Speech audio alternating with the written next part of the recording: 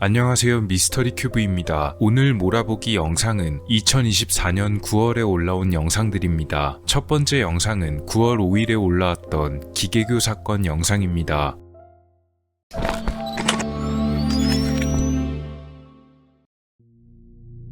2012년 3월 전북 부안의 어느 건물 화장실, 이곳에 숨어있던 한 여성이 경찰에 체포됩니다. 여성은 당시 30대 후반의 주부였던 권모 씨. 그녀가 체포된 이유는 살인 혐의였는데요. 피해자는 바로 자신의 두 딸이었습니다. 권 씨는 체포 이틀 전 근처의 모텔에 투숙한 뒤 자신의 두 딸을 숨지게 하고 도주한 혐의였습니다. 권 씨가 두 딸을 숨지게 만든 이유는 무엇이었을까요? 경찰 진술에서 권 씨는 모든 사실을 자백했지만 조사를 맡은 형사들은 믿을 수가 없는 눈치였습니다. 왜냐면 너무 말이 안 되는 이야기였기 때문인데요. 하지만 하나씩 드러나는 증거들을 보며 경찰들은 그녀의 말을 믿게 되었습니다. 사건의 발단은 2009년으로 거슬러 올라가게 됩니다. 권 씨는 나름대로 평범한 인생을 사는 주부였습니다. 그녀의 큰딸은 권 씨에게 있어 많은 자랑거리였는데요. 특히 학교에서의 성적이 매우 좋은 모범생이어서 학부모 모임 등에 권 씨가 참석할 때면 늘 그녀의 큰딸 이야기가 오르기도 했었습니다. 그러나 그녀에게도 나름대로 고민이 있었는데요. 그것은 바로 가정불화였다고 전해집니다. 권 씨의 집안은 그다지 형편이 넉넉하지 못한 편이었고 그로 인해 많은 문제들이 있었던 것으로 보입니다. 권 씨와 남편은 경제적인 문제로 자주 다퉜고 딸들 역시도 권 씨 부부의 이런 모습을 보며 어린 마음에 많은 속앓이를 했었던 것으로 보였습니다. 그런 환경에서도 좋은 성적을 받아오던 큰딸은 권 씨에게 있어 유일한 행복이자 희망이었습니다. 어느 날 학부모 모임에 참석한 권 씨는 처음 보는 학부모 한 명을 알게 됩니다. 옷차림도 다른 학부모들과는 다르게 굉장히 깔끔하고 정중하게 차려입은 것이 일반적인 주부로는 보이지 않는 모습이었다고 합니다. 그녀의 이름은 양모 씨였는데요. 권 씨보다 6살 정도 어린 여성이었습니다. 두 사람이 처음 인사를 나누게 된 것은 양 씨가 먼저 권 씨에게 반갑게 말을 건네면서였습니다. 양 씨에게는 아들이 한 명 있었고 권 씨의 큰딸과 같은 반에 재학 중인 학생이었는데요. 두 사람은 서로 많은 이야기를 나누게 되었습니다. 알고 보니 양 씨는 꽤 대단한 사람이었습니다. 차림새에서부터 이미 눈치를 챌 수 있었지만 그녀는 평범한 주부로 살아가는 여성은 아니었습니다. 이름만 들으면 알만한 중견기업에 다니는 커리어 우먼이었고 심지어 머리까지 좋은지 멘사 회원이었다고 하는데요. 가정 형편이 넉넉지 못해 불화가 있던 권 씨에게 양 씨는 쉽게 동경의 대상이 되었던 것으로 보입니다.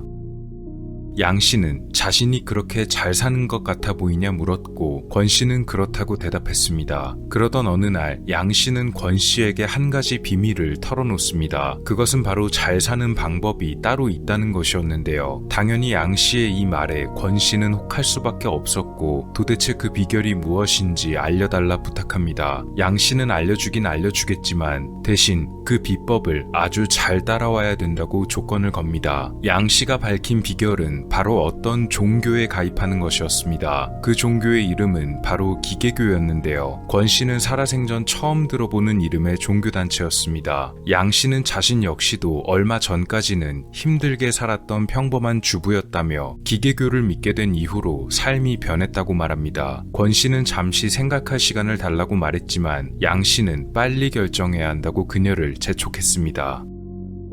양 씨의 설명에 따르면 이 기계교의 교주는 시스템이며 해당 시스템이 신도들에게 핸드폰 문자로 지령을 내리고 이 시스템의 지령에만 거부하지 않고 잘 따르면 인생이 술술 풀리고 잘 먹고 잘 살게 된다는 것이었습니다. 본사는 일본에 있고 아직 알려진 지 얼마 되지 않아서 지사는 부산 한 곳에만 있다는 설명까지 듣고 나니 다소 이름이나 설정은 황당했지만 양 씨의 구체적이고 진지한 설명에 설득되어 꽤 그럴듯해 보이는 종교였다고 생각이 들었나 봅니다. 결국 권 씨는 양 씨의 재촉에 못 이겨 가입을 하게 됩니다. 그런데 가입 절차라는 게 별게 없었습니다. 그냥 기계교에 이미 가입된 사람의 추천만 있으면 일정 기간 심사를 거친 뒤 가입이 된다는 것이었는데요. 만약 합격이 되면 며칠 뒤부터 문자가 올 테니 기다리고만 있으면 된다는 설명이었습니다. 그리고 정말 며칠 뒤 권 씨의 휴대폰으로 시스템이 보내는 문자가 도착했습니다.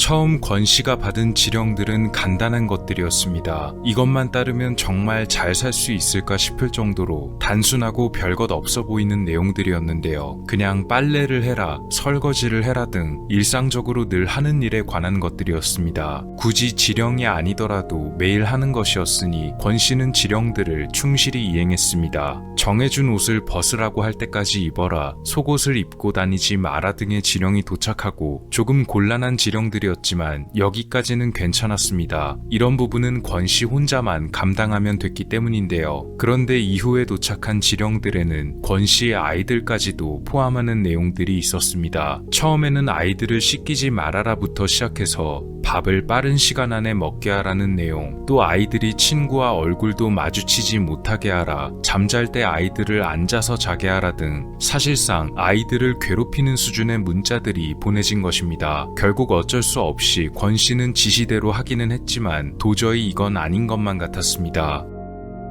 권 씨는 양 씨를 만나 지시들에 관해 물었습니다. 아무래도 문자의 내용들이 좀 이상하다는 것이었는데요. 양 씨는 자신도 그걸 다 겪고 여기까지 왔다며 시스템의 말만 들으면 모든 게 잘 된다고 설명했습니다. 그녀는 권 씨에게 또 다른 주의사항도 건넸는데요. 앞으로는 지령을 제대로 듣지 않을 시에 벌금을 내야 된다는 주의사항이었습니다. 실제로 권 씨가 이후 지시를 지키기가 어려워지자 시스템은 문자로 권 씨에게 금품 등을 현금화시키라거나 혹은 그게 어렵다면 가전제품 등의 물건을 사서 기계교에 헌납해야 한다는 벌칙을 내리기도 했습니다. 지사가 부산에 있으므로 직접 받기가 어려우니 양 씨를 통해 돈과 물건을 전달하라고 지시했는데요. 이 과정에서 권 씨는 모자란 돈 때문에 사채도 끌었었고 3년간 약 1억 4천만 원 어치를 상납했다고 합니다.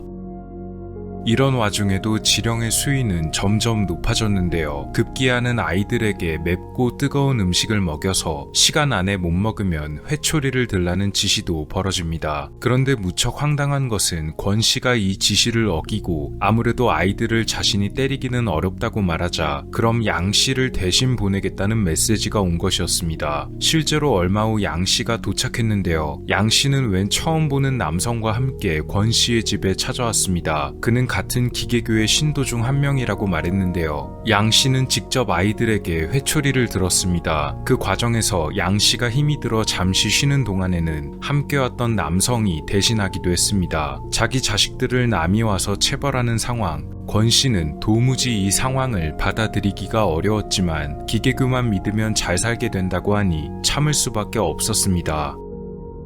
나중에 도착한 지시는 더욱 황당한 내용이었습니다. 권 씨가 아이들을 따로 데리고 나가서 밖에서 노숙 생활을 하라는 내용이었는데요. 도대체 어디로 가서 살아야 되냐는 물음에도 그저 아이들을 데리고 노숙을 하라는 내용만 반복됐습니다. 권 씨는 이때 이미 가정 불화가 더욱 심해진 상태였고 시댁과 친정, 다른 가족들과 연도 모두 끊긴 상태였지만 시스템의 명령을 어길 수 없었기에 딸들을 데리고 나갑니다. 시스템이 결국 권 씨에게 정해준 노숙 장소는 바로 어느 기차역이었다고 하는데요. 어느 방송의 취재 내용에 따르면 권 씨 모녀를 기억하던 기차역 근처의 어느 가게 주인은 아이들이 안쓰러워 먹을 것을 주기도 했는데 기차역 내 화장실에서 지내는 것 같아 보였으며 아이 엄마로 보이는 사람은 하루 종일 휴대폰만 보고 혼잣말을 중얼거리는 것을 자주 봤다고 하네요. 정해진 기간대로 노숙을 했다는 대답을 보냈지만 시스템의 답장은 노숙을 계속하라는 내용이었습니다. 시스템이 권 씨에게 노숙을 지시하기 이전에는 이런 내용의 지령을 보내기도 했었습니다. 바로 권 씨에게 잔혹한 장면이 나오는 특정한 영화를 계속해서 시청하라는 지시가 있던 것인데요. 지칠 대로 지친 권 씨는 막다른 골목에 몰린 현실 그리고 잔인한 영화를 계속 시청한 탓이었는지 끝내 해서는 안 되는 선택을 하게 되고 맙니다.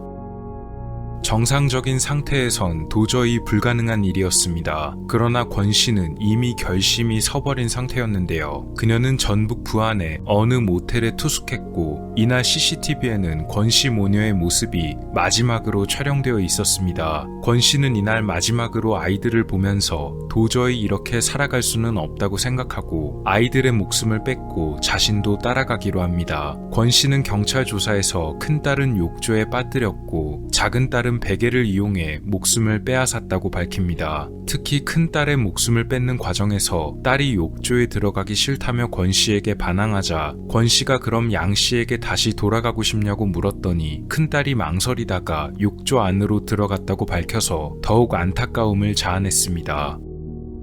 두 딸의 목숨을 빼앗은 후 권 씨도 눈을 감으려 했지만 그녀는 도저히 용기가 나지 않았다고 고백합니다. 결국 모텔을 빠져나온 그녀는 근처 건물의 화장실로 도망쳤고 경찰에 연락해 모텔에서 사고가 났다고 신고했습니다. 경찰은 모텔 방에서 숨진 두 아이를 발견했고 CCTV 등을 추적해 근처 건물에 숨어있던 권 씨를 체포했는데요. 이후의 일은 앞서 말씀드린 대로입니다. 기계교가 있었다, 시스템의 지령에 따랐다 등의 진술이 도저히 믿기지가 않았던 경찰은 권 씨의 휴대폰 메시지를 조회했고 그녀의 진술이 사실이었음을 확인합니다. 또 이 과정에서 권 씨가 사채 6천만 원을 사용했음이 밝혀졌고 권 씨는 이 돈이 전부 기계교에 헌납한 돈이며 이 돈을 전달받은 것이 바로 양 씨라고 말했습니다. 경찰은 양 씨를 긴급 체포합니다.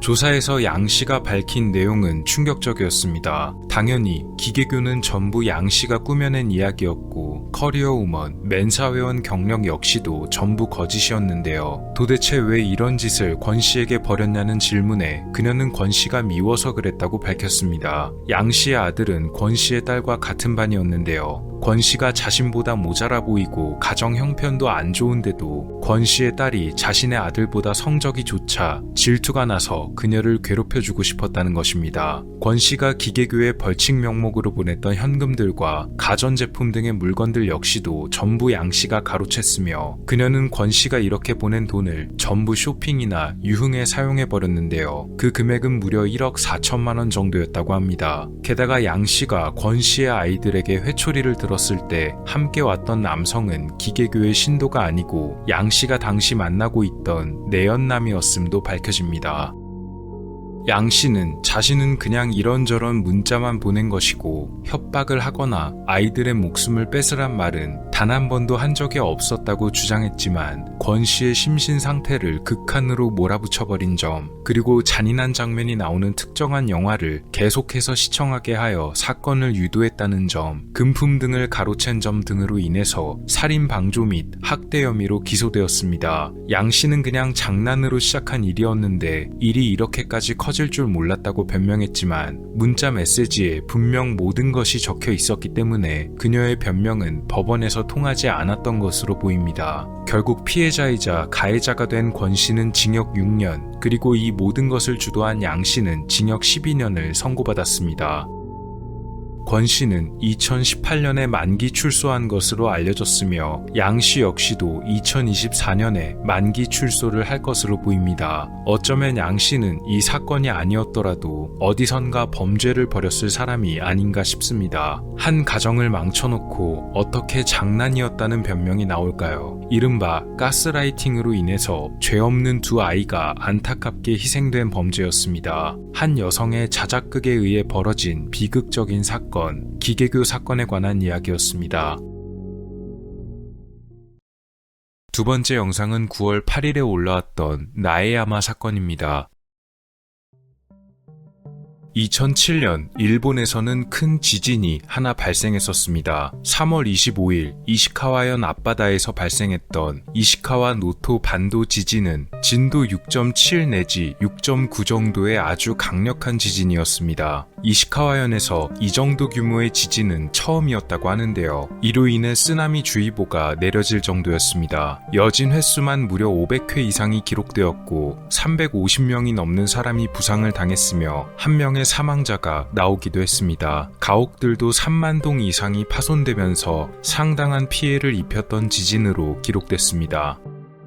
당연히 뉴스 등에서도 속보를 내보냈는데요. 노토 반도 지진에 대응하기 위해서 일본의 방송사 NHK는 피해 지역의 상황과 더불어 지진과 여진, 쓰나미 등의 내용을 보도하는 특별 뉴스를 방송하게 되었습니다. 특히나 이 지역에 지진이 발생하게 되면 무척이나 위험한 이유가 한 가지 더 있었습니다. 바로 이 지역 근처에 원자력 발전소가 있었기 때문인데요. 도쿄전력에서 소유하고 있는 원자력 발전소인 카시와자키 나가사키 카리와 원자력 발전소가 위치해 있었습니다. 총 7기의 원자로가 설치되어 있었으며 규모로만 따지면 세계에서 4번째로 큰 발전소라고 하는데요. 그러니 지진이 일어나 혹시 사고가 발생하면 엄청난 여파가 벌어질 수도 있는 발전소였습니다.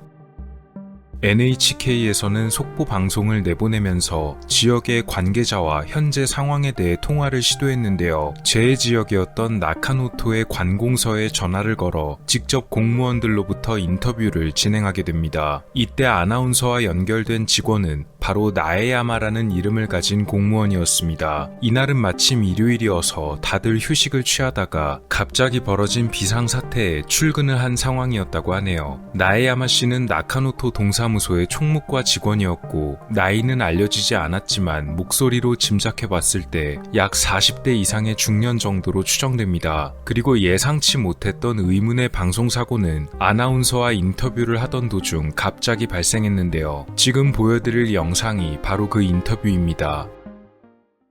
怪我をされたり、ガラスが割れたり、壁が落ちてきたりというような状況はありましたか？はい、今のところがまだ入っておりません。それはないですか？はい、ただその停電になったとおっしゃいましたね。はい。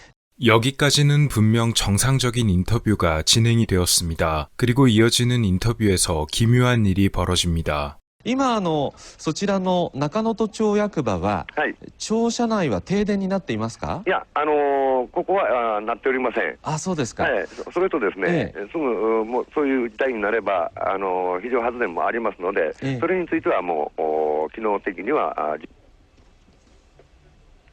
もしもし。はい。あ、引き続き永山さんでしょうか？はい。あ、もしもし。はい。電話の方変わられましたですか？いえ、変わっておりません。あ、永山さんですね。今も信号機の停電などは確認、停電によって信号機が例えば止まってたりというようなことはあるでしょうか？いかがですか？復旧しております。あ、復旧していますか？はい。はい、わかりました。ありがとうございました。情報収集の途中ありがとうございました。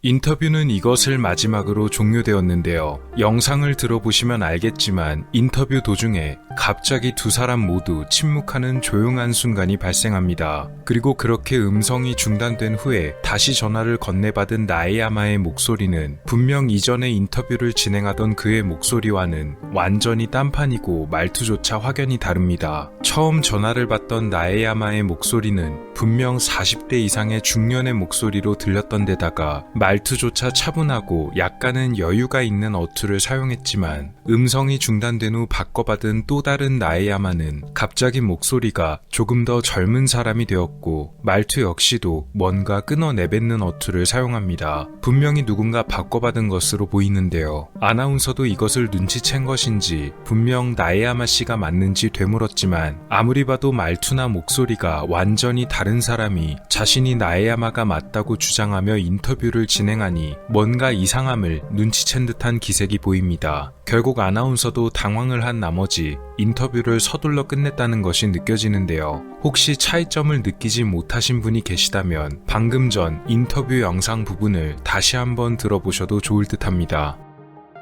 하필이면 사람이 바뀌기 전에 인터뷰 내용이 피해 상황과 더불어 정전이 되었다 등의 내용이었기에 지진으로 인해서 전력 공급이 차단되었다든가 혹은 원전에 문제가 생겼다는 등의 내용으로 이어질 수 있었고 이런 부분은 속보로 내보내기엔 꽤나 민감한 내용이었기에 갑자기 벌어진 방송 사고는 의구심을 사기에 충분했습니다. 당연히 속보 방송이었기 때문에 편집되지 못하고 생방송으로 그대로 내보내지게 되었는데요. 이런 점 때문에 인터뷰의 내용을 수정할 수가 없으니 해당 속보 방송을 본 많은 일본인들 역시도 뭔가 이상한 점을 느꼈을 수밖에 없었습니다. 이 사건은 나에야마 사건이라고도 불리는데요. 일부 네티즌들은 이 사건에 이런 의문점을 제기했습니다.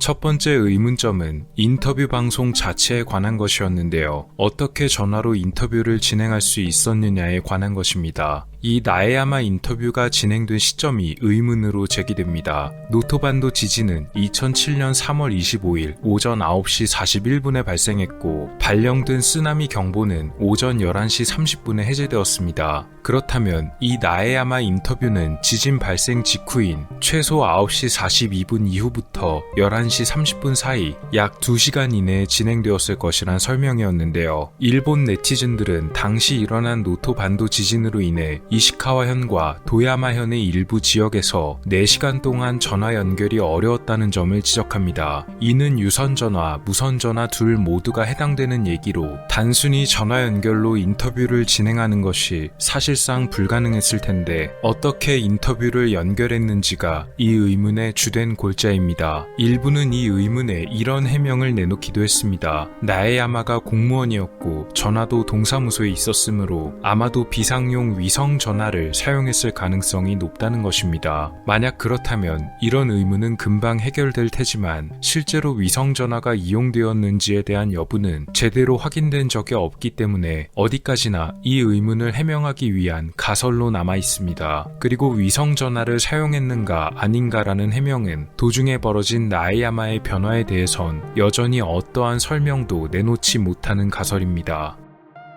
또 다른 의문으로 네티즌들이 제기한 점은 그의 인터뷰가 비교적 오래 진행됐다는 부분입니다. 이 정도 규모의 지진은 해당 지역에선 거의 처음이었고 가택 피해 등의 상황도 꽤 많은 편이었기 때문에 동사무소를 비롯한 관공서의 직원들, 특히 나에야마 씨가 속한 총무과의 직원들 역시도 이 재해 때문에 분명 정신이 없었을 텐데요. 곧바로 출근하기 어려운 직원들도 있었을 것입니다. 앞서 말씀드렸듯이 인터뷰가 진행된 시점이 지진 발생 후 2시간 이내였기 때문에 그때까지도 모두가 여러 가지를 파악하느라 무척이나 바쁘게 움직이고 있었을 것입니다. 아직 출근하지 못한 직원들의 몫까지도 다른 사람들이 해결하며 상당히 바빴을 텐데요. 나에야마의 목소리로 추정한 나이대가 40대 이상이기에 그의 직급이 어느 정도 높았을 것임을 알 수가 있고 그런 점을 감안하면 부하 직원들에게 지시를 내리며 분주히 움직이고 있었지 않았을까 하는 것입니다. 이런 와중에 전화 인터뷰까지 받아가면서 상황에 대처할 여유가 있었냐는 점이 의문으로 제기됐습니다.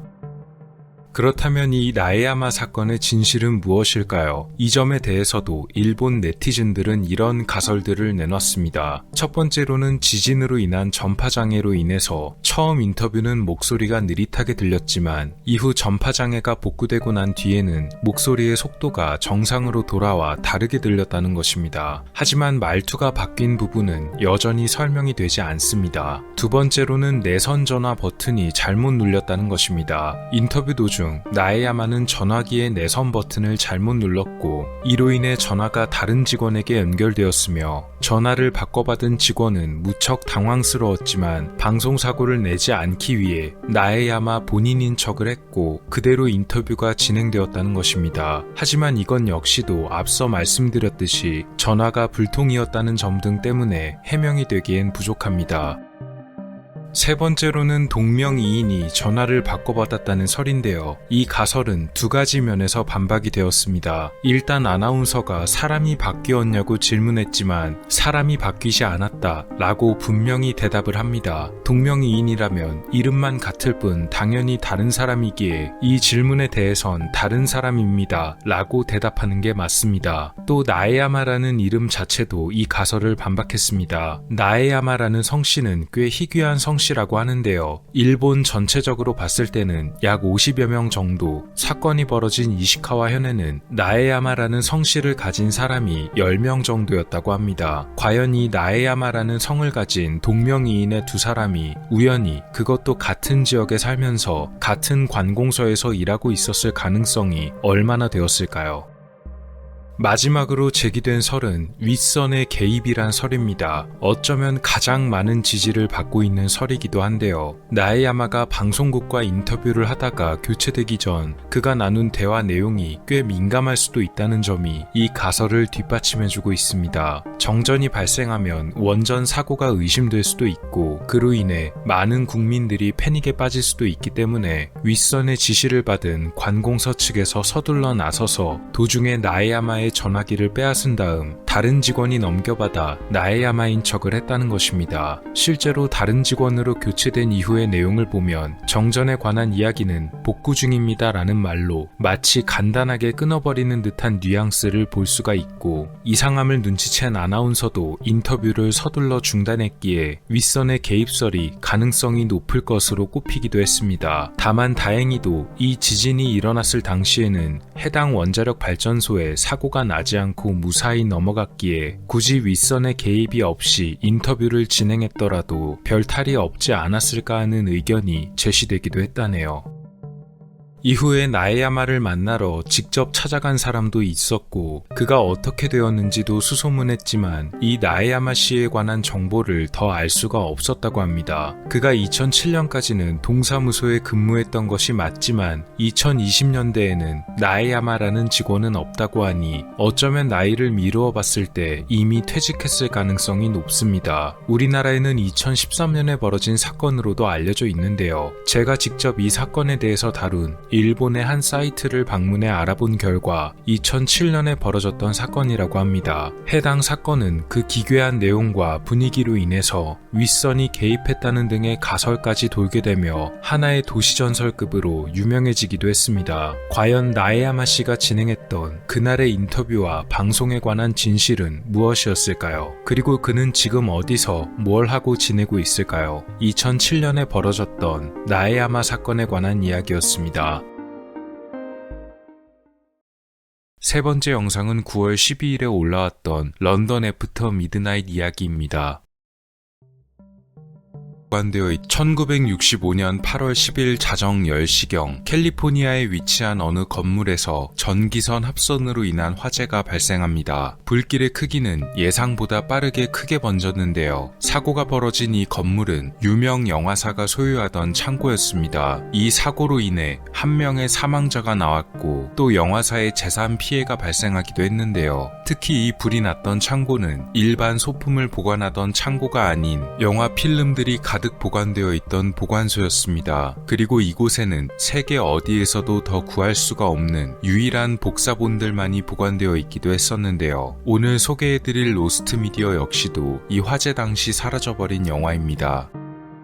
1920년대는 무성 영화의 황금기였습니다. 말 그대로 소리가 없는 영화의 시대였는데요. 그러다 보니 소리가 나오는 영화보다는 배우들의 표정 연기, 행동, 액션 등이 훨씬 더 섬세해야만 했습니다. 그래서 이 시기에는 말보다는 행동, 이른바 액션성이 강조되는 장르들이 인기가 좋았습니다. 찰리 채플린과 버스터 키튼 등으로 대표되는 이른바 몸을 사용하는 영화들이 인기가 좋았고, 앞서 말씀드린 두 배우와 더불어 해럴드 로이드, 그리고 여배우들 중에서는 그레타 가르보, 메리 픽포드, 릴리안 기시 등이 인기 배우였습니다. 그리고 이들과 더불어 무성 영화를 말할 때면 빼놓을 수 없는 위대한 배우가 한 명 더 있었습니다.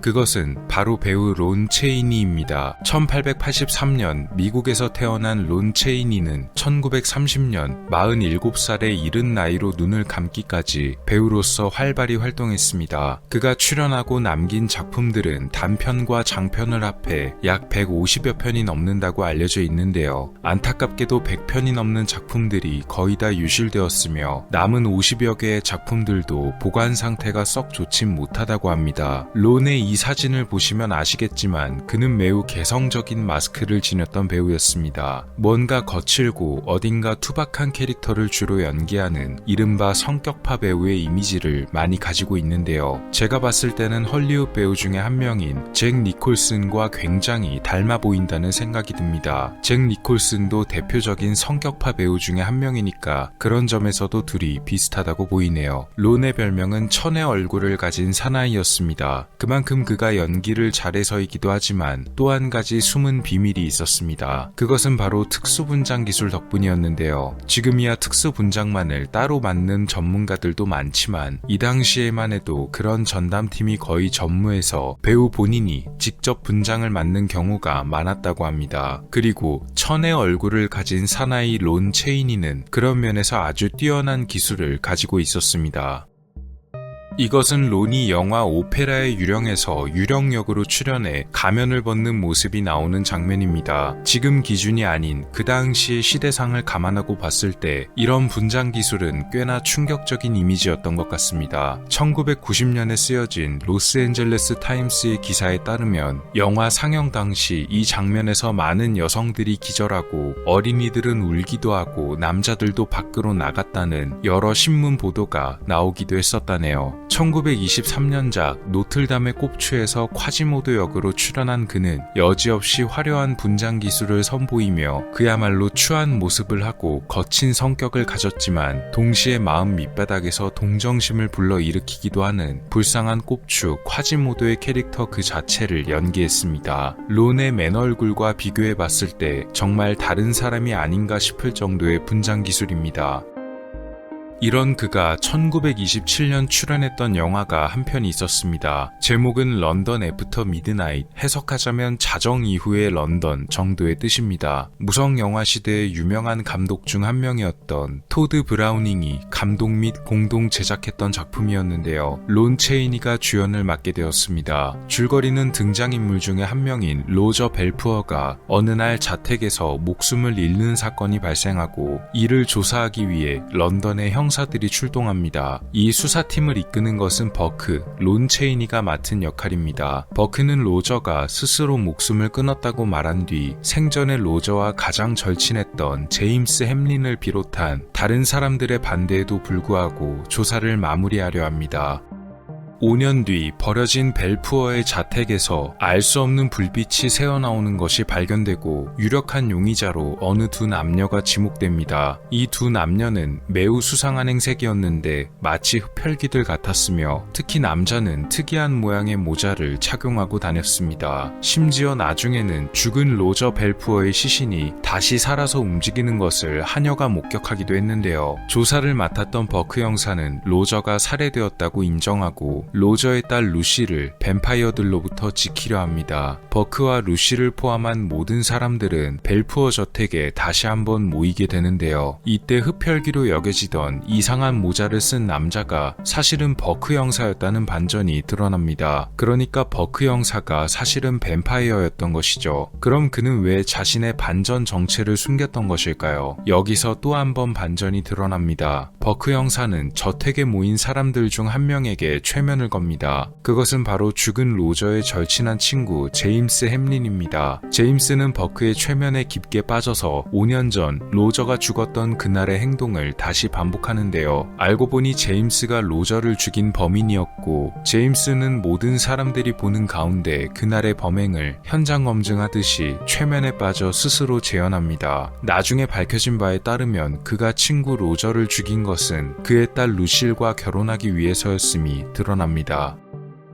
나름대로 흥미진진하기도 하고 또 복잡하기도 한데요. 형사 역할이자 뱀파이어 역할을 동시에 맡았던 론은 두 캐릭터를 번갈아가며 연기해야만 했습니다. 뱀파이어 역할에서 형사 역할로 왔다 갔다 하다 보니 이전 작품들에서 보여주던 것과는 다르게 어느 정도 분장을 쉽게 지을 수 있어야만 했는데요. 결국 특수 분장의 강도를 조금 낮춰야만 했고 그래서 다른 작품들에서의 분장들과 비교해보면 그냥 조금 화장이 진한 정도로만 완성이 되었습니다. 그래도 여전히 그의 분장 실력은 뛰어나서 흡혈귀의 모습에 걸맞는 송곳니를 입에 끼우기도 했고 최면을 거는 장면을 연출하기 위해 배우의 눈 쪽에도 특수한 소품을 사용했다고 하네요. 물론 그럼에도 불구하고 그의 분장을 기대했던 관객들은 이전보다는 분명 눈에 띄게 특이한 모습이 없는 분장과 그마저도 뱀파이어의 출연 장면이 생각보다 적었기 때문에 많은 실망을 하기도 했었다고 전해집니다.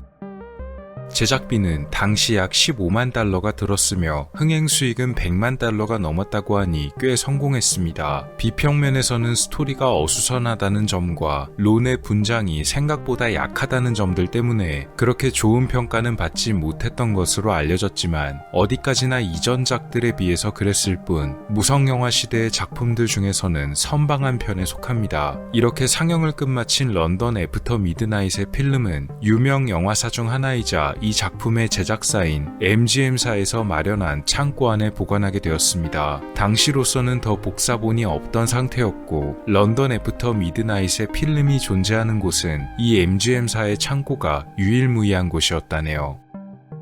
그러나 불행한 사고는 1965년에 발생하고 말았습니다. MGM사의 이 필름 보관소에서 화재가 벌어졌고 원인은 아마도 전기 합선 등으로 보였습니다. 전선이 합선되면서 튀었던 불꽃이 필름에 옮겨붙어 불이 크게 일어났던 것인데요. 이 당시 영화 필름은 질산염 등의 인화성 물질이 포함되어 조금만 취급을 잘못해도 불이 쉽게 커졌다고 합니다. 그런 필름들이 수없이 보관되어 있던 창고였다 보니 불은 걷잡을 수 없이 번져나가게 되었고 결국 화재가 진압이 되기는 되었지만 창고 내 필름들은 이미 모두 불에 타버리고 그나마 남은 필름들 역시도 쓸 수 없는 상태가 되었습니다. 런던 애프터 미드나잇도 사라져버리고 말았는데요. 이때 화재로 인해 유실된 작품들 중에는 론 체이니의 또 다른 공포영화인 블라인드 바겐도 있었습니다.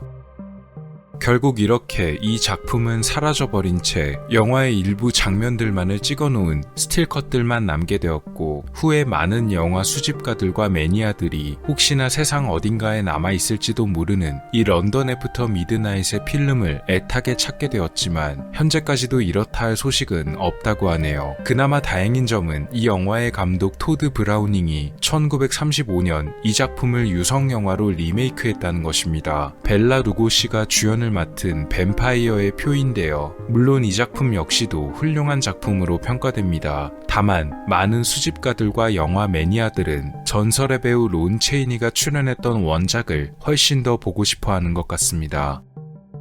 2002년 터너 클래식 무비사에서는 아직 남아있는 영화의 스티커 사진들을 사용해서 영화를 재구성해 약 45분가량의 작품을 만들었는데요. 사진만을 이용해 만들어냈기에 움직이지는 않지만 그래도 괜찮은 시도였다는 평가를 받기도 했습니다. 여담으로 2014년 이 영화의 포스터가 경매에 나왔고 익명의 입찰자가 거금을 주고 포스터를 구매했습니다. 무려 47만 8천 달러에 구입했다고 하는데요. 나중에 밝혀진 바에 따르면 이 익명의 입찰자는 세계적으로 유명한 밴드 메탈리카의 멤버인 기타리스트 커크 해밋이었다고 전해집니다. 포스터만 해도 이 정도의 가격이 책정되었으니 만약 온전한 혹은 일부만 살아있는 필름이 발견된다면 그 가치는 어마어마하지 않을까 하고 생각이 드네요. 어쩌면 뜻하지 않은 곳에 보관된 채 누군가 찾아주길 바라고 있지 않을까 합니다. 언젠가는 공개되어 꼭 감상할 수 있는 기회가 오면 좋겠네요. 로스트 미디어 론 체이니의 런던 애프터 미드나잇이었습니다. 네 번째 영상은 9월 15일에 올라왔던 만화 리뷰 내일은 일요일입니다.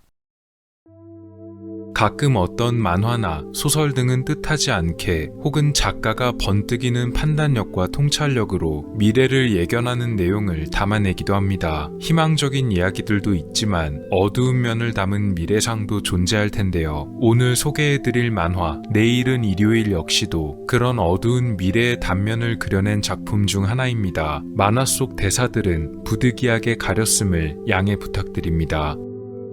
첫 장면은 여러 세대의 모습을 그려낸 컷들로 시작됩니다. 이제 막 학교에 등교하고 있는 아이들, 그리고 조금 더 나이가 든 청소년들과 대학생들, 마지막은 출근을 하는지 퇴근을 하는지 알 수 없는 직장인들의 모습이 그려져 있습니다. 어린아이들이 점점 자라서 청소년이 되고 어른이 되는 과정을 3개의 컷에 담아내었는데요. 여기 이곳에도 또 한 명의 직장인이 출근 준비 중입니다. 그의 이름은 보이치로. 첫 출근이었는지 그의 어머니는 코트를 입혀주고 도시락을 챙겨주며 아들에게 응원을 아끼지 않는데요. 가방 안에 도시락이며 여러 가지를 넣었으니 이것저것 잊지 말라는 신신당부까지 합니다. 이를 보던 보이치로의 아버지는 화를 내는데요. 야생의 사자들이 자식을 강하게 키우기 위해서 절벽에서 떨어뜨린다는 이야기까지 꺼냅니다. 자상한 어머니와는 다른 모습의 아버지. 과연 아버지는 보이치로에게 정이 없는 걸까요? 이를 보는 보이치로는 아무 말이 없습니다. 오늘은 그의 첫 출근 날입니다. 22살의 타미야 보이치로. 대학을 졸업하고 다이마루 상사라는 기업에 합격한 입사 1일차의 초보 셀러리맨입니다. 과연 그의 첫 출근은 잘 이루어질 수 있을까요?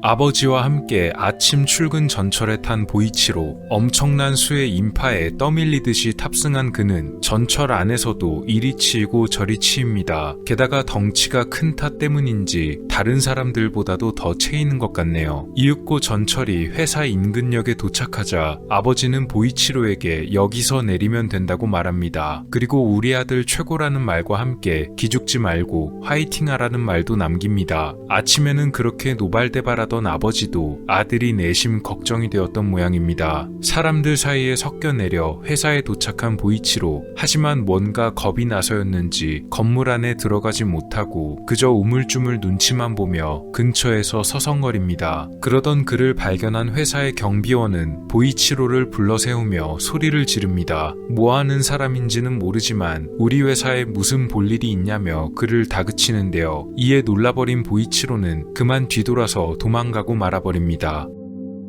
회사에 들어가지 못하고 도망쳐버린 보이치로, 정처 없이 길을 걷던 그의 귀에 근처 라디오 가게에서 나오는 뉴스 소리가 들려옵니다. 아침 11시가 되었다는 진행자의 멘트에 이제라도 회사에 돌아가 볼까 하던 생각마저 사라지는데요. 첫 출근부터 지각을 했다고 혼날 것이 뻔하기 때문입니다. 결국 근처 공원에 들어가 벤치에 앉은 보이치로, 어머니가 정성껏 싸준 도시락을 가방에서 꺼냅니다. 안에는 그가 평소에 좋아하는 반찬을 비롯해 준비하는데 무척 시간이 걸렸을 듯한 반찬들도 있는데요. 어머니가 싸주신 도시락을 먹는 보이치로는 그저 하염없이 눈물을 흘립니다. 첫 출근을 망쳐버렸으니 다음 날이라도 잘해야 할 텐데 다음 날은 출근을 잘할 수 있을까요? 어쩌면 첫 출근 날 아예 결근을 해버렸으니 이미 회사에서 찍혔는지도 모릅니다. 도대체 어떻게 해야 할지 갈피를 잡기가 어렵네요. 이윽고 저녁 시간이 되었습니다. 퇴근을 서두르는 직장인들, 보이치로 역시도 마치 아무 일 없었다는 듯이 그들의 틈에 섞여 집으로 향합니다. 혹시나 회사에서 집에 연락을 하진 않았을까요? 힘없이 집에 들어온 보이치로, 부모님은 그를 반갑게 맞아주지만 보이치로의 뒷모습은 전혀 기운이 없습니다. 다행히 회사에서 연락이 오진 않았는지 부모님은 그가 출근하지 못했다는 사실은 모르고 있네요. 부모님은 그의 첫 출근을 축하하고 기념하기 위해 특별한 저녁상을 차린 모양입니다. 아버지가 따라주시는 술도 한잔하고 어머니는 행복해서 눈물도 흘립니다. 그럴수록 보이치로는 속이 타들어가는 것만 같습니다. 이제 은퇴하면 아들이 집을 먹여 살리겠다며 잘 부탁한다는 너스레도 떠는 부모님들, 첫 출근의 소감을 묻고 어떤 일을 했냐는 부모님의 말에 마음이 무너지는 보이치로의 심정을 작가는 그의 얼굴이 갈라지는 컷을 통해 표현해냅니다.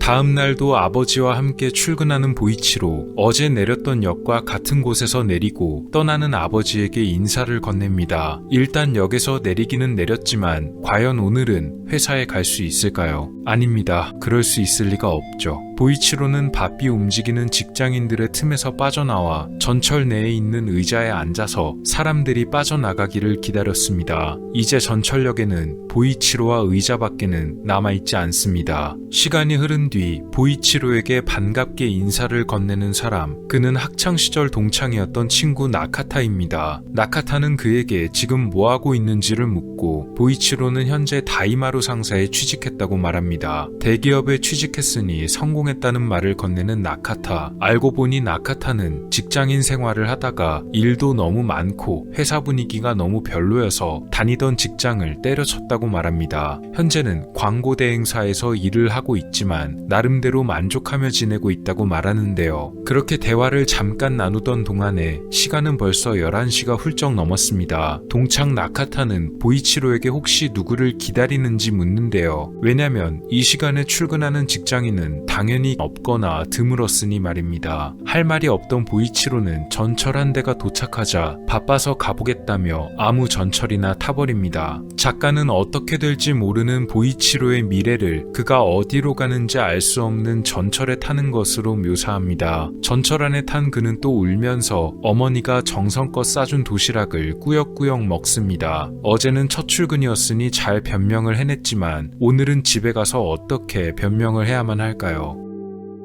보이치로가 그렇게 전철에 몸을 맡기던 동안 그의 집에 한 통의 전화가 걸려옵니다. 바로 그의 직장이 될 뻔했던 다이마루 상사. 전화를 받아든 어머니는 아들의 행방을 묻는 내용에 우리 아들은 지금 회사에 출근했다고 말합니다. 하지만 다이마루 상사의 대답을 들은 어머니는 그 자리에서 충격에 휩싸이게 되고 맙니다. 바로 아들 보이치로가 단 한 번도 회사에 출근을 한 적이 없다는 대답 때문이었습니다. 충격을 받은 보이치로의 어머니는 결국 그를 정신과에 데려가게 됩니다. 의사는 보이치로의 어머니에게 진단 결과를 건넵니다. 그에게 사회성이 결여된 부분이 있고 입사 첫날 출근하지 못했다는 두려움 때문에 계속해서 아무것도 하지 못하게 되었단 것입니다. 이제 집 밖으로 나가기도 어려운 상태가 되겠지만 그 외엔 따로 아무런 문제가 없을 테니 일단 집에서 쉬게 해주는 게 좋을 것이란 말이었습니다.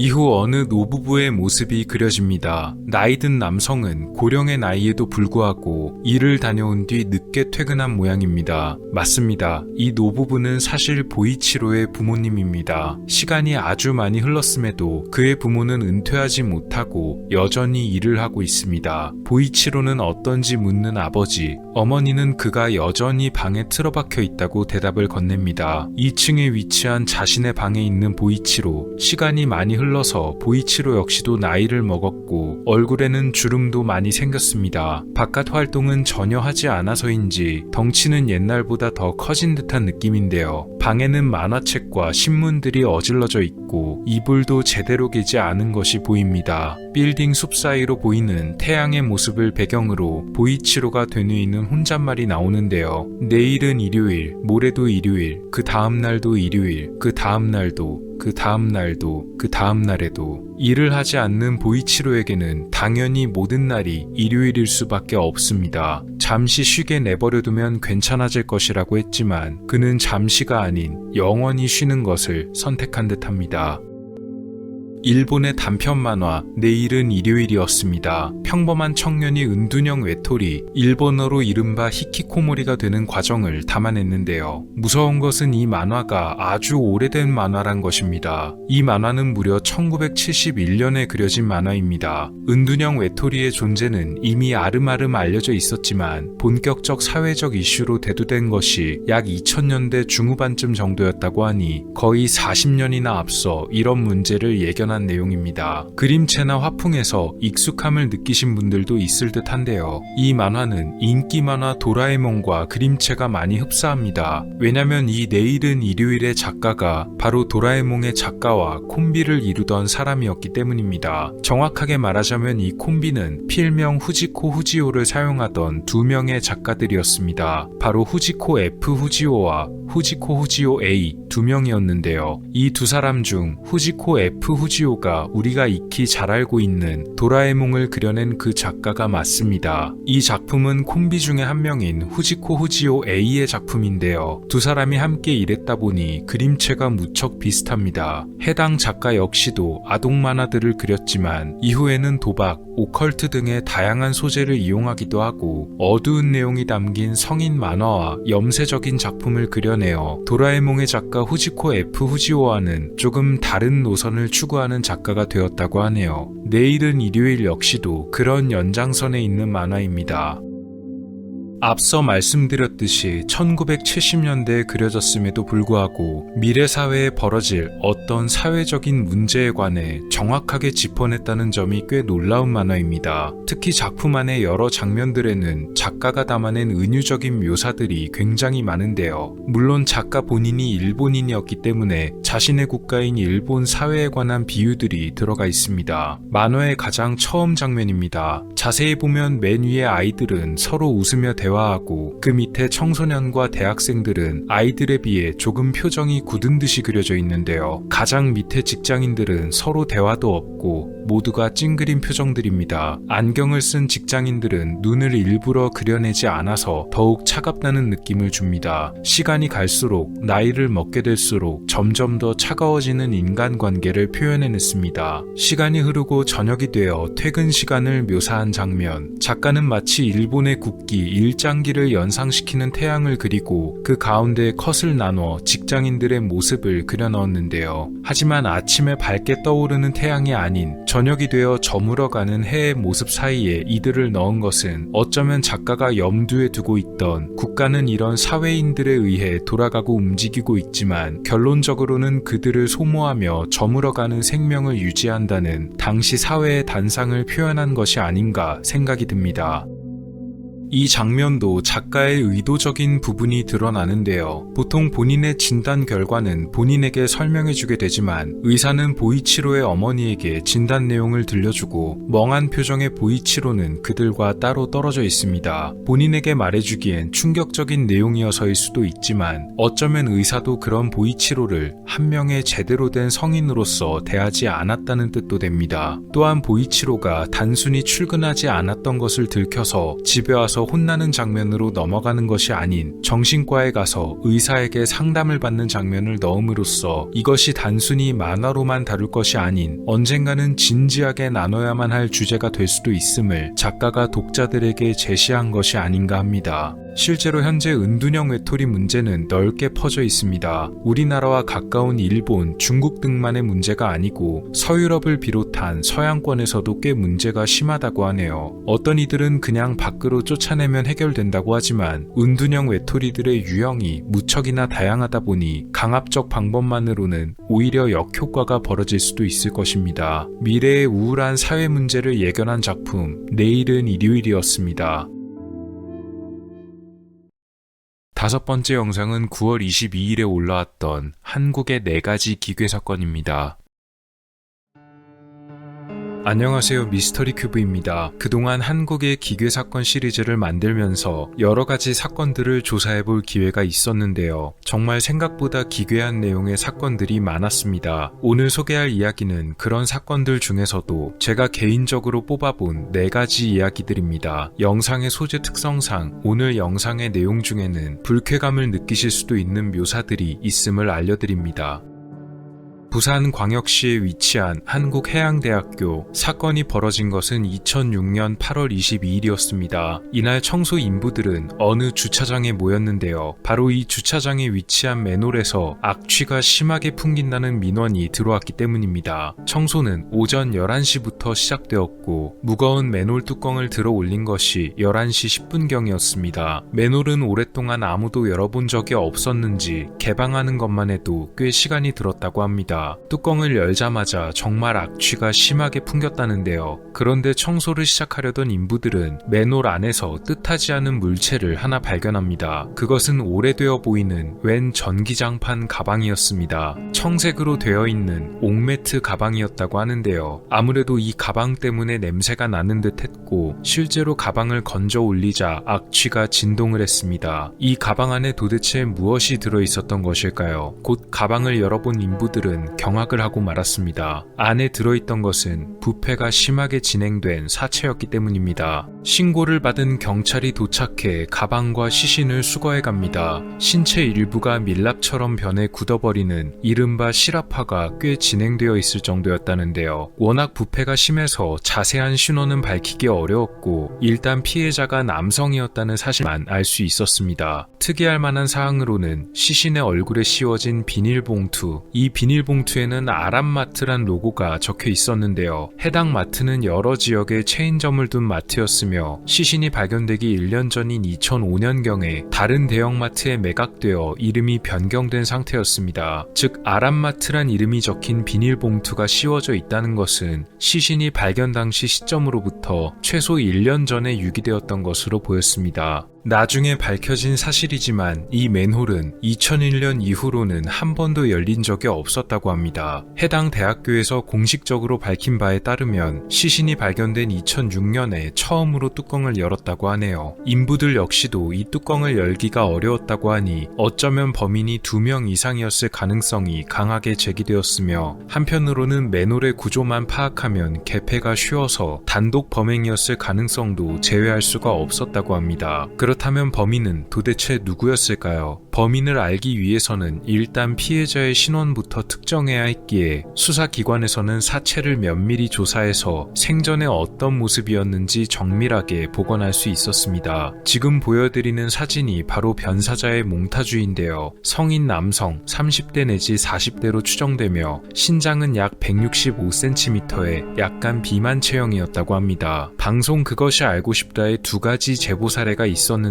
하나는 인천에 거주 중이던 어느 남성의 제보였습니다. 실종된 자신의 아들인 것 같다는 제보였고 사라질 당시 30대였다는 사항도 일치했으며 결정적으로 사진을 대조해보니 무척 흡사했다고 합니다. 하지만 이후에도 해결되었다는 소식이 없어서 아마도 동일 인물이 아니었던 것으로 보입니다. 두 번째 제보는 어느 여성의 제보였습니다. 해당 여성은 다방의 종업원으로 일하는 사람이었는데요. 사라진 다방의 단골 손님과 비슷해 보인다는 제보였습니다. 이 손님이 2000년대 초 지방에 출장을 간다고 하더니 그 뒤로 연락이 끊겨서 뭔가 사고가 생긴 게 아닌가 했고 신장도 160cm 정도의 비만 체형이었다는 것이었습니다. 하지만 취재 결과 연락이 끊겼다던 그 손님은 다른 지역에 살아있음이 확인이 되었다고 하네요. 결국 이 부산 해양대 맨홀 변사 사건은 현재까지도 미제 사건으로 남게 되었습니다. 피해자의 신원이 밝혀지면 재수사가 가능하다고 하니 혹시 이 몽타주 사진을 보신 분들 중 자신이 아는 사람과 닮았거나 혹은 아는 사람이라면 부산지방경찰청 미제 사건 전담 수사팀의 전화번호인 051-899-2770번으로 제보를 부탁드립니다. 2001년 3월 5일 광주광역시의 동구 계림동 이날 오전 7시 30분 장사를 끝내고 돌아온 Y씨 부부는 집으로 귀가하고서 이상한 점을 느꼈습니다. 평소 같으면 두 아들이 내는 소리가 들려왔을 텐데 집에서는 아무런 소리가 들리지 않았기 때문입니다. 이상함을 느낀 부부가 아이들의 방을 확인했지만 어쩐 일인지 두 아들은 방에 없었는데요. 그러고 나서 안방에 들어간 부부는 믿을 수가 없는 충격적인 광경을 목도하게 됩니다. 안방 침대가 피투성이가 된 채였기 때문입니다. 그리고 침대의 가운데에는 당시 10살이었던 막내 아들이 처참한 모습으로 누워 있었습니다. 부부는 곧바로 경찰과 119에 신고를 한 뒤 아들을 응급실에 데려갔지만 안타깝게도 숨을 거두고 맙니다. 처음 신고를 받고 출동한 경찰과 Y씨 부부는 막내 아들이 숨지고 첫째 아들이 사라졌기 때문에 이 사건을 강도 및 유괴 사건이라고 여겼습니다. 사라진 첫째 아들 A군은 당시 중학교 3학년 만 14세였는데요. 하지만 용의자의 모습을 특정하기 위해서 엘리베이터의 CCTV를 조회한 경찰들은 첫째 아들 A군이 혼자 태연하게 탑승한 장면을 보게 됩니다. 그렇다면 혹시 그가 집을 나간 이후에 사건이 벌어진 것일까요? 형사들은 사라진 첫째의 행방을 조사하기 위해서 같은 학교 친구들에게 탐문 조사를 벌였습니다. 그러자 놀라운 대답들이 돌아왔습니다. A군이 자기가 친동생의 목숨을 직접 해쳤다고 친구들에게 말했다는 것이었습니다. 실제로 사건이 발생하기 전날인 3월 4일 A군이 친구들에게 이메일을 통해서 자신의 범행 계획을 전달했다는 것도 밝혀졌는데요. 이 시점에서 A군이 사건의 용의자로 전환되었습니다.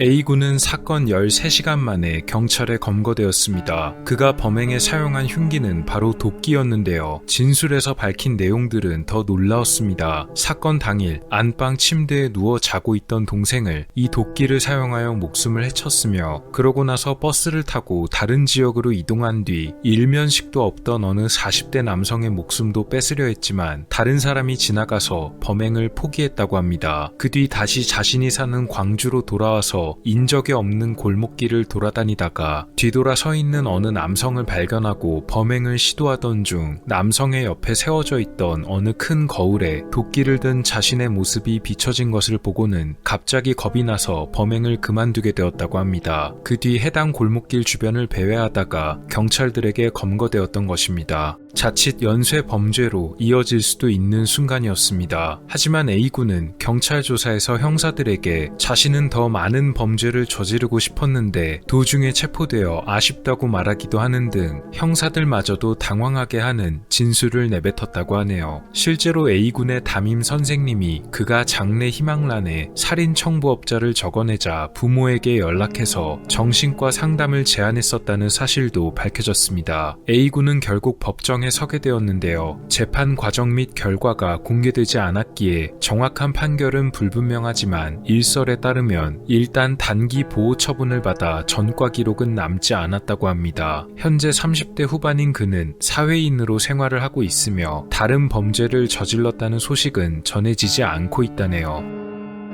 2011년 7월 6일 안산 어느 아파트의 경비원 김모 씨는 한 주민으로부터 민원을 받게 됩니다. 아파트 내 놀이터에 리어카가 방치되어 있는데 이 리어카 근처에서 아이들이 놀다가 넘어져서 다쳤으니 리어카를 치워달란 내용이었습니다. 일단 리어카 주인에게 연락을 하는 것이 순서겠지만 전화번호나 번호판이 달려있는 것도 아니었으니 직접 치워도 문제가 없을 듯 했습니다. 해당 리어카는 3년 전인 2008년경부터 방치되어 있었고 지금까지 한 번도 치워진 적이 없었습니다. 리어카를 움직이려 했지만 무게가 꽤 나갔는데요. 뭔가 적재되어 있는 것을 확인한 김 씨는 물건부터 내리는 것이 우선이라 생각했고 꽁꽁 묶인 리어카의 짐부터 풀어보기로 결정합니다. 무엇을 감쌌는지 모르지만 여러 겹의 비닐이 겹쳐 있었고 결국 비닐을 다 걷어내자 안에 있던 물건이 드러납니다. 그것은 꽤 큰 크기의 아이스박스였습니다. 아이스박스도 무게가 상당히 나갔는데요. 안을 열어보자 그 안에도 비닐 뭉치들이 있었고 이 비닐 뭉치를 칼로 뜯어내자 그 안에서 나온 것은 검은색 여행용 가방이었습니다. 가방 안에서는 심한 악취가 풍기고 있었는데요. 대체 안에 뭐가 들었길래 이러나 싶었던 김 씨는 호기심을 참지 못하고 가방을 열어버립니다. 그리고 그 안에서 김 씨가 목격한 것은 검푸르게 변한 사람의 신체 부위였습니다. 김 씨의 신고를 받고 경찰이 출동합니다. 가방 속에 담겨진 사체는 부패가 심했습니다. 게다가 몇몇 손가락이 사라진 상태였는데요. 8개의 손가락 중 3개의 손가락에서 지문을 채취해 변사자의 신원을 알아낼 수 있었습니다. 1968년생 당시 44살의 여성 박모 씨였고 거주지는 시신이 발견된 그 아파트였다고 하네요. 훼손이 심해 사망 시점은 알기 어려웠고 사인 역시도 알기가 무척 어려워 불명이 되었다고 합니다. 박 씨는 왼쪽 팔을 쓰기가 어려워 4급 장애 판정을 받았었으며 장애수당과 기초생활수급으로 생계를 이어가고 있었습니다. 2005년 5월 전 남편과 이혼한 뒤 이 아파트로 옮겼고 당시 한 남성과 동거 중이었다고 하네요. 공교롭게도 동거 중이던 남성은 이 리어카의 주인이었던 정모 씨란 이름의 남성이었습니다. 그런데 경찰 조사에서 더 놀라운 사실들이 밝혀졌는데요. 이 정 씨는 살인 전과가 있던 남성이었습니다.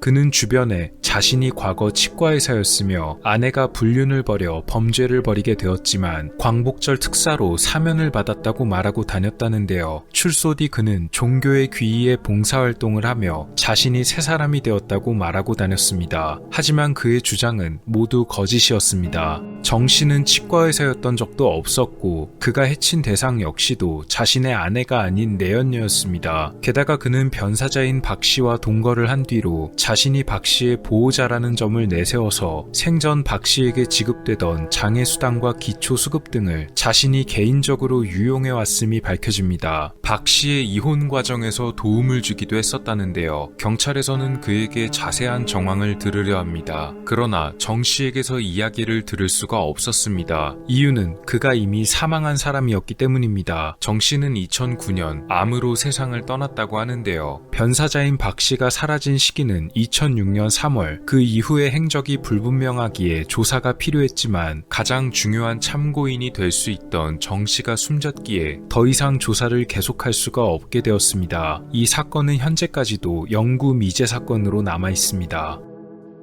2000년 8월 5일 오후 8시경 인천 계양구의 작전동 이곳에 위치한 어느 아파트의 놀이터에서 친구들과 함께 놀던 앞모양에게 한 남성이 다가옵니다. 그는 앞모양에게 현대백화점으로 가는 길을 물었고 앞모양이 길을 막 알려주려고 하자 갑자기 흉기를 꺼내 앞모양을 공격하고 도망쳤습니다. 앞모양은 어른들에게 발견되어 병원으로 이송되었지만 과다출혈로 인해 결국 숨을 거두게 되었습니다. 앞모양은 숨질 당시 당시 겨우 8살의 어린 학생이었습니다. 당연히 아파트 주민들과 주변 사람들은 분노했고 경찰들 역시도 어떻게든 범인을 잡으려 했지만 안타깝게도 당시에는 CCTV가 많이 없던 시절이었기에 정확한 인상착의는 파악할 수가 없었다고 하네요. 다만 피해자 앞모양과 함께 놀던 친구들의 증언을 참고하여 범인의 몽타주를 만들어 수배 전단을 배포했습니다. 이 사진이 바로 해당 시기에 배포된 용의자 몽타주입니다. 그런데 이 사건이 벌어지기 약 3개월 전에도 작전동의 다른 지역에서 비슷한 일이 벌어진 것이 확인됩니다. 피해자는 당시 4살이었던 박모양이었는데요. 박모양 역시도 신원불명의 범인에게 공격당하여 결국 목숨을 잃었던 사건이었습니다. 이 사건 역시도 범인이 흉기를 이용해서 피해자의 배 부위를 공격하고 달아났다는 점이 앞모양의 사건과 수법이 매우 비슷했습니다. 사실상 동일 범일 확률이 아주 높았습니다. 경찰에서는 범인을 사건이 벌어진 곳에 거주하던 사람 혹은 거주했던 경력이 있던 사람으로 특정했습니다. 이유는 바로 그가 앞모양에게 건넸던 질문인 현대백화점이 어디에 있냐는 질문 때문이었는데요. 그가 물었던 현대백화점은 해당 아파트의 주변에 있던 어느 상가의 건물을 가리키는 것이었습니다. 과거에는 실제로 백화점이 맞기는 맞았다고 하지만 당시에는 건물의 이름만 백화점을 사용하는 곳이었는데요. 그러니까 해당 지역에 오래 살던 주민들에게 통하던 이름이었고 그가 이곳을 잘 알고 있을 가능성이 매우 높았습니다. 경찰에 접수된 제보 중에는 이런 제보가 있었습니다. 근처 지역에서 오락실을 운영하던 어느 주인의 제보였는데요. 자신의 오락실에 자주 오던 사람 중에 약간 정신이 불안해 보이는 남성이 한 명 있었는데 이 남성이 사건 이후 수배지가 배포된 이후에는 오락실을 비롯해 주변에 나타나질 않는다는 내용이었습니다. 게다가 해당 남성의 인상착의가 몽타주의 모습과 놀라울 정도로 닮았었다고도 하네요. 해당 사건 역시도 현재까지 범인이 검거되지 않았습니다. 공소시효가 2015년 8월 5일로 예정되어 있어서 자칫하면 영구 미제 사건으로 남게 될 뻔했지만 2015년 8월 1일 이른바 태완이법이 통과되면서 범인이 아직 살아있고 또 검거만 된다면 언제든지 처벌하는 것이 가능해지게 되었다고 하네요.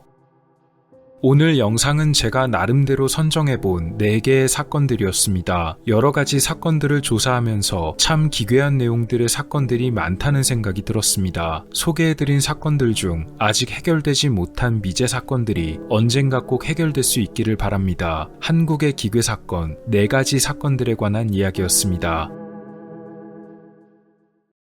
6번째 영상은 9월 29일에 올라왔던 세계의 황당한 죽음 10번째 이야기입니다. 세상에는 다양한 사람들이 살아갑니다. 그리고 그만큼 다양한 종류의 사연들도 많은데요. 이런 사연들 중에는 역사적 인물들이 겪은 죽음에 대한 이야기들 역시 빼놓을 수가 없겠습니다. 오늘 소개할 이야기는 역사 속 인물들이 맞이한 세계의 황당한 죽음 10번째 이야기입니다. 고대 중국의 춘추시대, 이때 존재한 나라들 중에는 진나라가 있었습니다. 이 진나라의 28대 군주였던 진경공, 그는 기원전 599년 부터 기원전 581년까지 거의 20년 동안 진나라를 통치했는데요. 이 경공의 죽음은 상당히 황당했다고 전해집니다. 경공은 즉위 후에 대장군 중에 한 명이었던 도안고를 사구라는 큰 직위에 앉혔습니다. 문제는 도안고가 이 직위에 앉은 이후에 자신과 원한이 있던 다른 가문을 처리하기 위해 과거의 죄를 물어 일족을 멸해버린 사건이 벌어집니다. 이 사건이 벌어지고 난 뒤 10년 후에 경공은 악몽을 꾸게 되었는데요. 한 귀신이 꿈에 나와 자신의 가문을 멸족시켰으니 경공을 용서하지 않겠다는 내용이었습니다. 하도 선명한 꿈이어서 너무나 불안했던 경공은 즉시 유명한 무당을 불러 해몽을 부탁합니다. 무당은 귀신이 경공에게 저주를 내렸으며 자신의 능력으로도 귀신을 달랠 수가 없다고 말했는데요. 게다가 무당은 꿈의 내용으로 미뤄봤을 때 내년에 새로 추수할 햇곡식을 먹지도 못할 것이라 예언합니다. 결국 경공은 큰 근심에 빠져 병이 나버리고 말았습니다. 이 병을 의사들도 고칠 수가 없었습니다. 딱한 그의 사연을 들었던 이웃나라에서 자신의 나라에 있던 명의 한 명을 진나라로 보냈는데요. 이 소식을 들은 경공은 또 한 번 꿈을 꾸게 됩니다. 꿈에는 2명의 소년 동자들이 나왔는데요. 이 동자들은 바로 경공의 몸에 든 병이 사람으로 변한 것이었습니다. 동자들이 명의가 온다는 소식을 듣고 겁이 나서 오히려 경공의 몸 깊숙한 곳에 숨어버리고 숨어버리자는 내용이었습니다. 실제로 꿈을 꾸고 난 이후 병들이 더 숨어버렸는지 진나라에 도착해 경공을 진찰한 명의는 병이 몸속 깊은 곳으로 들어가 버려서 자신은 더 이상 손을 쓸 수가 없겠다고 진단을 내렸는데요. 그런데 오히려 이 얘기를 듣고 나니 어차피 치료하지 못할 병이라면 포기하는 것이 낫겠다 생각했고, 그렇게 포기하고 나니 경공은 마음이 편안해졌다고 합니다. 신기하게 그렇게 마음을 편안하게 먹고 났더니 경공의 증세가 조금씩 호전되는 것처럼 보였습니다. 그리고 시간이 흘러 경공의 식탁에 죽 한 그릇이 올라옵니다. 경공은 신하에게 이 죽이 무엇인지 물었고 새로 추수한 핵곡식으로 만든 첫 음식이란 대답을 듣게 되는데요. 문득 그의 머릿속에 떠오른 생각이 있었습니다. 바로 자신이 다음 핵곡식으로 만든 음식을 먹지도 못할 것이라고 예언했던 무당의 말이었습니다. 그런데 자신이 멀쩡히 살아서 죽을 먹게 되었으니 무당의 말이 틀렸다는 생각이 들었던 것입니다. 경공은 즉시 신하를 불러서 자신의 꿈을 해몽했던 무당의 목을 치라는 어명을 내립니다. 그러고 나서 죽을 한 입 먹으려던 경공은 갑자기 큰 복통을 느끼게 되었습니다. 즉시 화장실로 달려가 용변을 보게 되었는데요. 그런데 한창 용변을 보던 도중 갑자기 변소의 바닥이 무너져버리고 말았습니다. 위에서 볼일을 보던 경공은 그대로 밑으로 빠지게 되었습니다. 오랫동안 그가 돌아오지 않자 신하들이 찾으러 왔지만 벌써 경공은 온몸에 배설물을 뒤집어 쓴 상태였고, 이야기에 따라서는 그가 이미 숨진 채였다는 말도 있으며, 혹은 그의 몸 전체에 잔뜩 묻은 배설물 때문에 몸에 독이 올라서 얼마 후에 숨졌다는 말도 전해집니다. 결국 정말 무당의 해몽대로 첫 곡식으로 만든 음식을 먹지도 못한 채 최후를 맞이했습니다.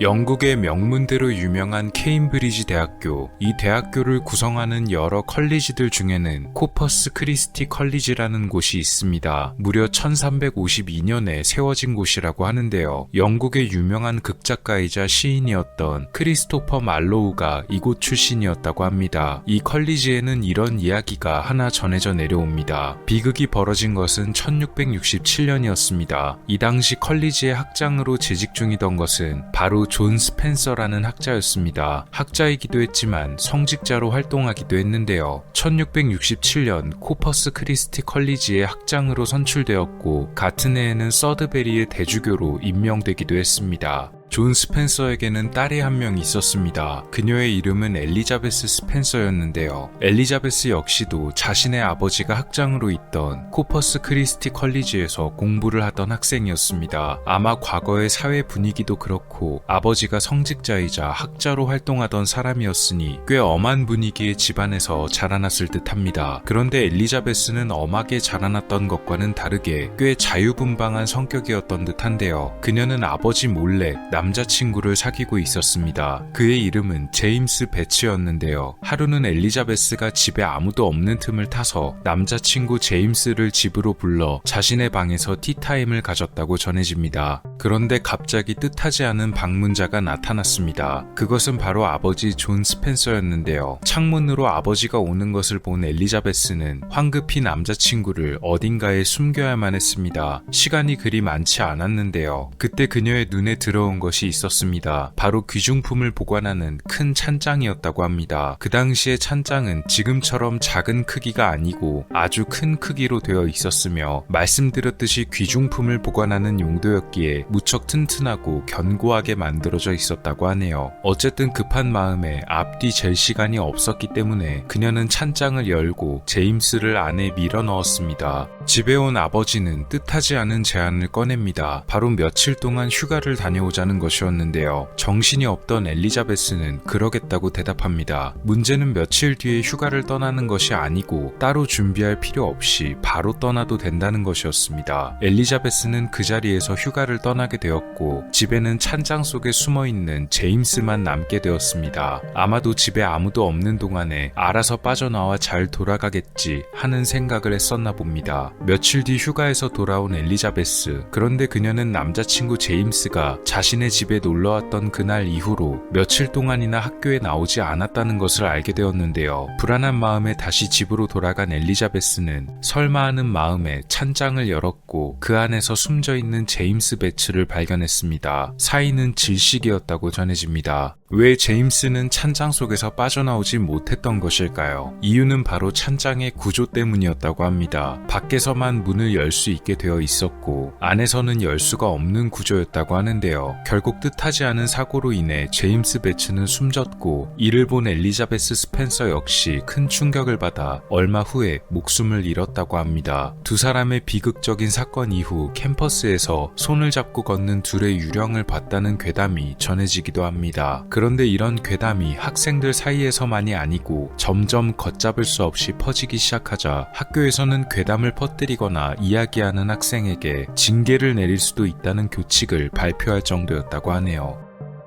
1954년생의 게리 호이는 캐나다의 변호사였습니다. 캐나다의 대형 로펌 중 하나였던 홀든데이 윌슨 사무소의 기업 및 증권법 전문가였는데요. 잘나가는 전문 변호사였던 게리는 황당한 과정을 통해 최후를 맞이하게 되었습니다. 게리가 다니던 로펌 홀든데이 윌슨의 사무소는 토론토 도미니언 센터에 위치해 있었습니다. 이 빌딩은 6개의 고층 건물로 이루어져 있으며 약 2만 명 이상의 사람을 수용할 수 있다고 합니다.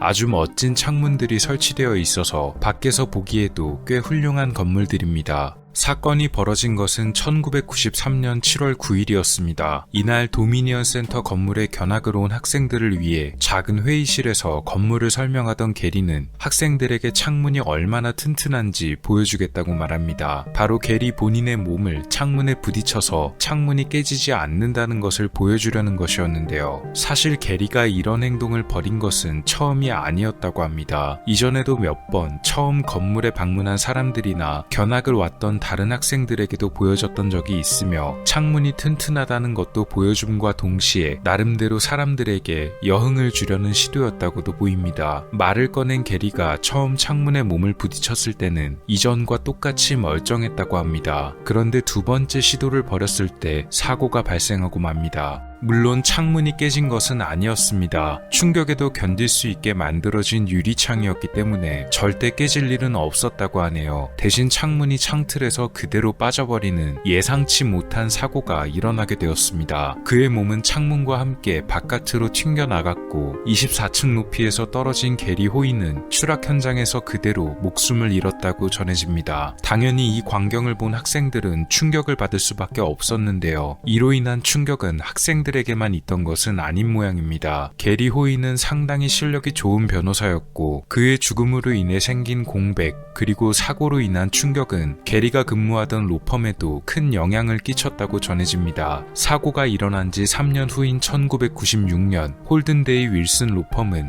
폐업을 결정하게 되었다고 하네요. 당시 캐나다에서 가장 큰 법률 사무소의 폐업이었다고 합니다. 오늘은 세계의 여러 사람들이 맞이했던 다양하고 황당한 죽음에 대해 알아봤습니다. 다음 영상에는 역사 속의 황당한 죽음들에 관한 11번째 이야기로 찾아뵙도록 하겠습니다. 미스터리 큐브였습니다. 감사합니다. 날씨가 정말 부쩍 추워졌습니다. 아침 저녁과 낮의 일교차가 많이 큰 편인데요. 감기 조심하시고 항상 건강하셨으면 합니다. 9월의 몰아보기였습니다. 감사합니다. 오늘 미스터리 어떠셨나요? 영상을 재밌게 보셨다면 채널에 방문하셔서 더 많은 영상을 시청해보세요. 미스터리 큐브였습니다. 감사합니다.